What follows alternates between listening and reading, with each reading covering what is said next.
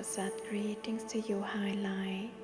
What a pleasure it is to have you with us. I would like to briefly introduce myself. My name is Bella Isis, and I am a Pleiadian in a human body. My original body is a beautiful shade of blue. I have a graceful, slender figure and am slightly taller than my Pleiadian mother in my alien body. My galactic mother is about 1.60 meters tall. As an alien, I am about 1.70 meters tall. As an alien, I am about the same height as my Pleiadian brother, who is currently stationed on a light fleet above our Earth. My eyes are pointed and I have a cat-like nose.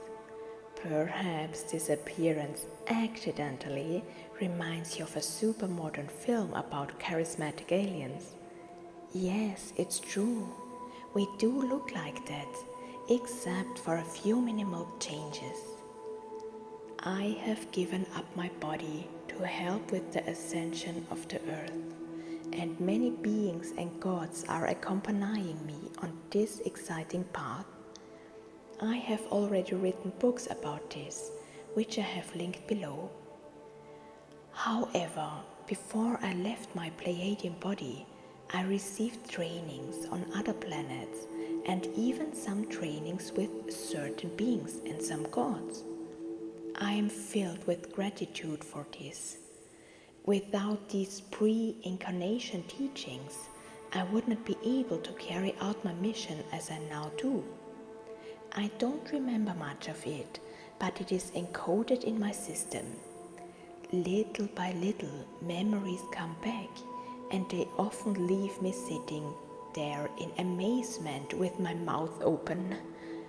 I have always been spiritually inclined in this incarnation, magnetically drawn to the mystical world of the gods. History lessons at school were extremely boring, but when the professor talked about gods, I listened for once. When it came to beings, I was always totally fascinated and believed in many of them. I knew in my heart that one day a miracle would happen to me. But it wasn't true. No, because it didn't just happen one miracle, but one after the other. And this is the story I tell in my books, because suddenly my companions and I began to notice these gods that I was always talking about. I got to know them little by little. I had believed in them since childhood. Why should we talk about them if they didn't exist? It didn't make any sense to me. At school, I was more attracted to goddess Aphrodite. I have already talked about her in another video. I had also heard about God Mars, the so-called god of war. But he scared me a bit when I was at school. A god of war. That didn't sound very inviting, did it? But when I started to wake up, he was one of the first gods I turned to for help. Why him? I didn't quite understand.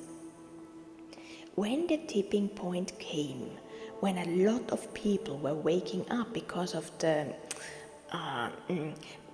health system, I turned to the gods for help, and so I also turned to God Mars.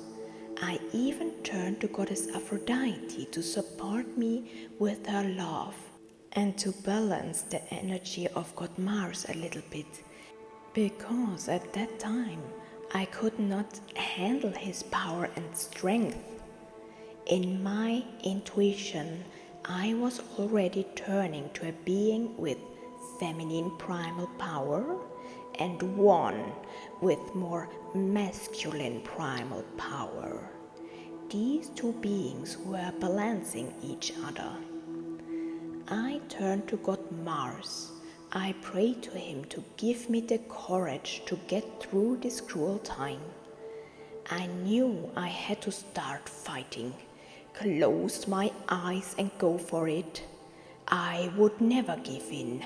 I had to stand up and resist, no matter what others would say.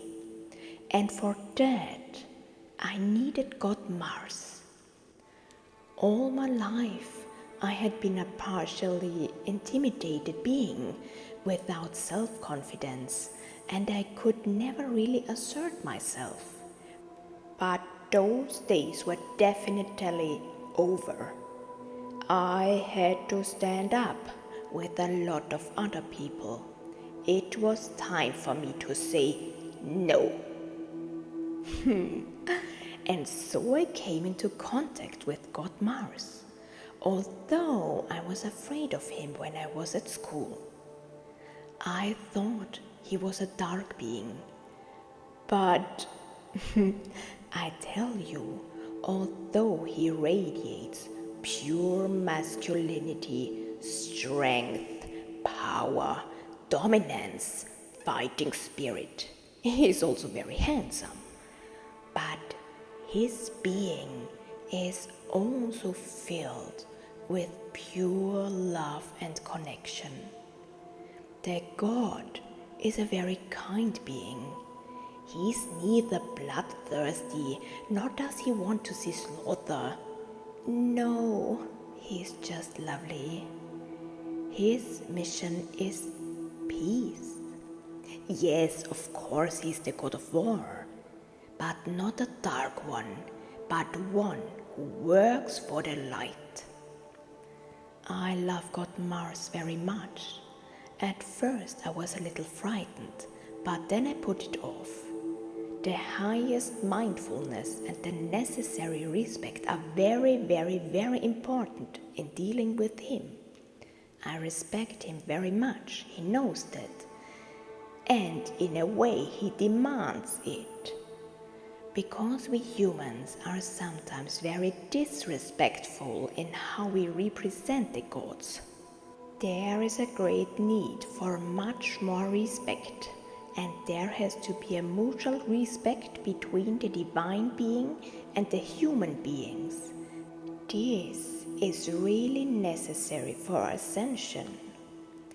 God Mars knows that people associate him with war and therefore with low energies, a fact that does not suit the being.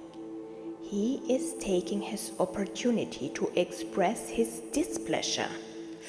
Oh, I'm very sorry. I really didn't know that he was like many other beings who are simply portrayed in the wrong light, or rather without light. He knows that I have helped some beings to be seen and treated with the respect they deserve. That's why he's taking the opportunity now. Miscoded views should be urgently reconsidered and reprogrammed with more loving thoughts. He is neither bloodthirsty nor cruel. His mission is one of light and intergalactic peace. The God demands absolute respect for his appearance. It doesn't mean that you should worship him or even bow down to him. No, that is undesirable. We are gods ourselves and need not bow to anyone. He simply wants to be respected and addressed with the necessary care. You should not be afraid because he is full of light and so radiant. All he wants is mindfulness and the utmost respect for his appearance. That's how he would approach you, he said. He also respects each and every one of you. This is essential from both sides, not just from one person. Both must and should respect each other. You should be able to face each other in peace and without judgment. He doesn't see himself as higher or better than you. Everyone has the same value because the divine source, our creator, values us all equally. No one is better or worse than another. People, urgently stop your judging and condemning. If you cannot understand, you don't know my motives. The God is really angry. I didn't know he felt that way until now. I'm very sorry. In fact, I also saw him as a dark being at all that time. I'm very sorry for that. I sincerely apologize. He forgives because he knows that we have been told many falsehoods. The merciful God wraps me in his love. God Mars is grateful that I have finally apologized to him. I feel it. After all, for half a human life, I thought he was an evil being. It is a relief that I have apologized, even though we have been working together lovingly for almost 2 years. But obviously, there was still something between us, and that has now been resolved. I humbly thank him and bow my head in the deepest respect. I really love him more than anything, although he's actually one of my teachers. But something like a friendship has developed. I may say that I am allowed to. God Mars surrounds me with masculine love and affection. We love each other, but I have the highest respect for him, and I treat him with the respect he deserves. He is one of my mentors and teachers who accompany me in this incarnation, and we agreed on this mission on higher levels before I left my Pleiadian body to slip into a human body and then be born on this earth. God Mars and I have known each other from higher dimensions. I even trained with him personally before I came to Earth. I'm eternally grateful for that. Now it was my turn to give by helping him to restore his reputation.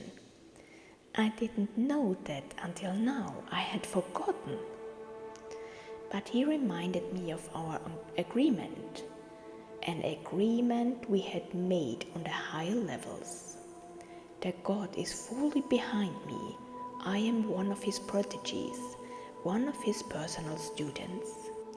But I don't understand why I was thought by him. I can no longer remember. As a Pleiadian, I'm such a dreamy and playful creature. Why was I being thought by him, the God of war? He smiles indulgently. Because I needed courage, a lot of courage to do all this. It started with leaving my Pleiadian body and not being able to remember anything for over 30 years. He knows my mission and what I will give up to protect it and its secrets by any means necessary, and that takes courage. He sees all this and respects my courage. Wow, thank you very much. He taught me some things personally before I came to Earth. Although I have had many other trainings in relation to this incarnation, I was personally taught by him to be able to stand up when necessary. He trained numerous groups of beings who were sent to Earth for ascension. God Mars taught many countless selected individuals to prepare them for their mission on Terra.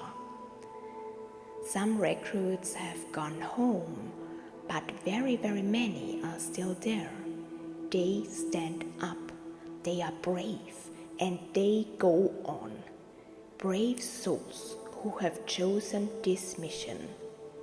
God Mars is just telling me that he will let you know if you are too one of his chosen students. He will truly stand behind you in this moment and tap you respectfully on the shoulder if any of you are listening. God Mars respects your courage. He loves, after all, you had a very good teacher too. Not all light workers have trained with him or in other courage trainings. Every path is individual and every being has brought their own issues with them here on Terra. But these trainings did and do exist. There are even universities that specialize in this on different planets and throughout the universe. They have special training, so to speak, because of the ascension. Right now, at this moment, so many souls are being prepared for their missions before they are embedded into the maturing embryo in the mother's body.